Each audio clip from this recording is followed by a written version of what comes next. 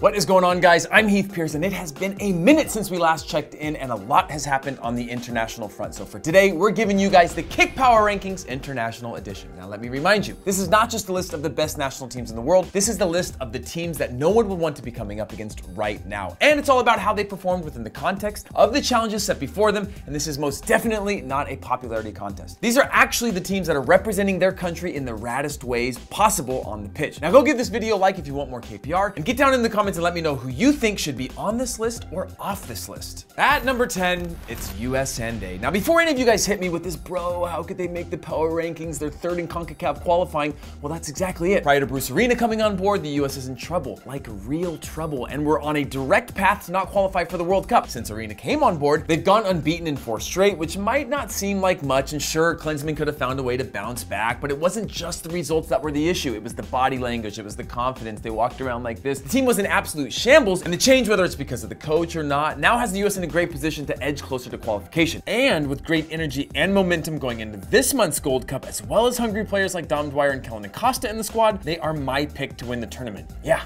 Take that, Mexico. Coming in at number 9, it's Egypt. Why, you might be asking? Well, that's because they have the fastest man on the planet in Mohamed Salah, who just so happened to join Liverpool, which could push his game to the next level. They also reached the AFCON final where they lost to Cameroon, and they're sitting perfectly after 2 games in the World Cup qualifying group, which includes a win against regulars Ghana. So keep your eyes out for them. Our number 8 is Switzerland. How can we leave them off? Aside from being knocked out of the Euros by Poland in penalties, Switzerland haven't lost a match once in a friendly since May of 2016. For this reason, they are absolutely flying in World Cup qualifying and are perfect on points after 6 games, and with 4 matches to go, they are currently 3 points clear of European champions Portugal. Only Germany matches them on points across all World Cup qualifying groups in Europe. While the days of Alexander Fry scoring all of their goals is gone, they've still got a plethora of talent in Xhaka, Shaqiri, Lichtsteiner, and Haris Seferovic. For number 7, it's Iran. What's not to like about these guys? They were second only to Brazil and the fastest to qualify for the World Cup, and they did so in fine fashion. They went undefeated in their entire campaign and did so without even giving up a goal. I've actually been a fan of Iran's national team since the days of Ali Daei and Khouradad Azizi. If you guys know those players, it's a deep cut, so good for you. Coming in at number 6, drum roll, it's Mexico. I'm sorry, US fans, it's not about you guys, it's not about the result in Azteca. It's actually only because Giovanni Dos Santos is back in the national team. I'm kidding. But seriously though, Mexico are on a roll right now, and even though there's tons of cries for Osorio out, results have been fantastic and he deserves a lot of the credit, so stop hating. They're also in first place in the qualifying table. They need realistically 1 win to secure a World Cup spot and are undefeated and took all 3 points away from home against the US, finally shutting up the whole Dos Acero curse. I don't know why I just did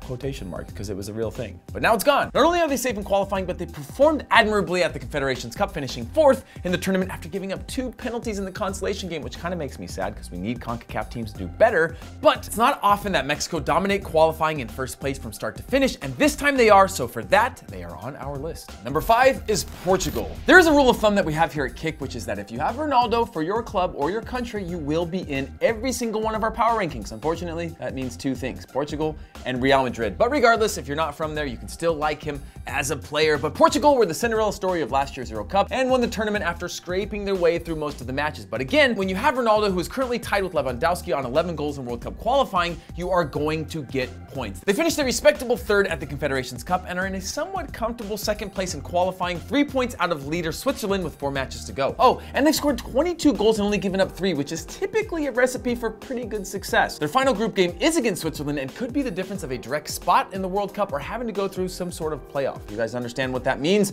Or understand how those playoffs work for European qualifying? Let me know. Get down in the comments, explain it to me, so then I can give a little bit more of a clearer explanation next time we do this. For number 4, I'm going with Polonia if you speak Spanish, and Poland if you speak English, and if you're a fan of Robert Lewandowski. This is a team you don't want to be playing against right now. Lewandowski is scoring goals in qualifying. As I said before, he's tied on 11 with Ronaldo, including his hat trick in his last qualifier against Romania. But this isn't just about goals scored. They're also getting the points in World Cup qualifying, and with 4 games to go, are 6 points clear above Montenegro and Denmark, who actually have a very good squad. If they can keep this up, they could be my dark horse to go deep in the World Cup next year. What do you guys think? Do you think Poland can go deep, or do you think they'll make this World Cup? I don't know. It's up to you guys. It's not about what I say. What do I know? I only played against Poland once in Poland, and we won 1-0, so I know everything. For numero tres, it's Chile, because who else deserves to be on this based on their recent success? Now, I'm giving credit for results that are a bit dated, and that's okay because it's my power rankings and Chile deserve it. They are back-to-back Copa America champions, both times taking down the kings of South America, Argentina, and they reached the final and dominated the first half, and if it wasn't for a shitty turnover to gift Germany the goal, they would have had an honest shot of being champions of the Confederations Cup. The downside for Chile, though, and Chile fans, is that in their World Cup qualifying, they are far from safe. They're sitting in 4th place with only 2 points separating 2nd to 5th with 4 matches left to go, and they were also the oldest team in the Confederations Cup this year, and they'll be a year older come World Cup. So all they can do is hope and pray that Alexis Sanchez is playing at a club of his choosing and at the top of his game, because he will be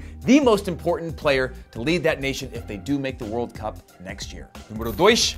Brazil. Yes, we are well aware they lost to Argentina in a random friendly that they call some sort of super classico that no one really gives a about. It seems like it's just for marketing and making a bunch of money, but that doesn't matter. It was played in Australia, so we don't really care about that result. This team is a very united team, which is something we haven't seen from Brazil in a while, who seem to develop more individuals lately than well-oiled teams. But this time around, it seems different, and Brazil became the first team to qualify for the World Cup, and they did so by absolutely dominating. After losing to Chile in their opening qualifier, Brazil went on to go 13 games unbeaten in a row, something that's nearly impossible in that region because you have teams like Argentina, Colombia, Uruguay, Paraguay, Chile. But if they can get the quality out of the top players like Neymar, Coutinho, Gabriel Jesus, Alves, and Marcelo, as well as a bunch of others, and find a way to put the team first, they are certainly favorites to reach the World Cup final in a year's time. Quote me on that. And finally, at number 1, and also number 1 on FIFA's ranking for the first time in 2 years, it's Germany. What can we possibly say that isn't great about Germany at the moment? So often we hear the words golden generation, but Germany are proving that they're more than just a generation of top quality, and that they've actually laid a foundation for the future to develop world-class talents as well. They won the U21 Euro Cup with a less than A squad. They won the Confederations Cup against the very experienced Chile squad with what many would consider a mix of a B and C squad. There's probably not a lot that you can say about this team that you don't already know, but with Niklas Süle, Timo Werner, Serge Gnabry, Leon Goretzka, Emre Can, and Julian Draxler, all 23 or younger, the present looks bright, but the future looks even brighter. Oh, and Antonio Rudiger is only 24, and he just made a huge move from Roma to Chelsea, so that's pretty incredible. So my friends and frenemies, that is our Kick Power Rankings International Edition. Since we can all agree that Germany are the kings and deserve the number 1 spot, let's spend our time debating on the rest. So have at it. Make sure you get down in the comments and decide who deserves the other 9 spots on our list. Follow, like, and subscribe, and we'll see you guys later.